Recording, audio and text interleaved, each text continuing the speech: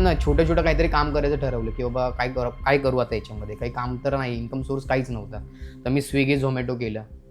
अच्छा. हां, त्याच्यानंतर मी बोलतात ना रस्त्यावरती स्टॉल टाकला चायनीज भेळचा. ही चायनीज भेळ पण करून झाली माझी रस्त्यावरती. चायनीज भेळ टाकली. मी सांगतो ना 1 दिवसामध्ये तुमचं मी कंटिन्युअसली चालू केलं. म्हणजे मला हे एकदम हे झालं की पहिली तर गोष्ट सर तुम्हाला सांगू की मला हे फ्रॉड वाटलं. हे मी करणारच नव्हतो. की बोललो ना आता चालू केलंय आणि बोललो आता घरी बसून करू काय? काहीतरी करायचंच आहे. बोललो ठीक आहे थोडीशी इन्व्हेस्टमेंट आहे. ती केली. की मला काहीच हे नव्हतं, सोर्स नव्हता. म्हणजे इन्कम सोर्स काहीच नव्हता. करू काय मी आता? भीती हीच होती सर की एवढे पैसे आणायचे कुठून आणि लावायचे कसे? आणि बाबा ते डुबण्याची भीती किंवा जेवढे पैसे आपण लावतोय तर ती परत शुअरिटी पण पाहिजे, ती परत आले पण पाहिजे.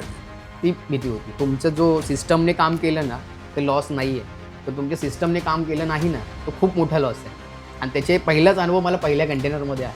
ठीक आहे. आता हा पहिलाच ट्रेड खड्ड्यात गेलो, येस लॉस झाला. म्हणजे मी तुम्हाला एक आठवत असेल तर मी कायम वर्कशॉपमध्ये एक गोष्ट बोलतो की बाहेर तुमचा सख्खा भाऊ जरी असेल बरोबर.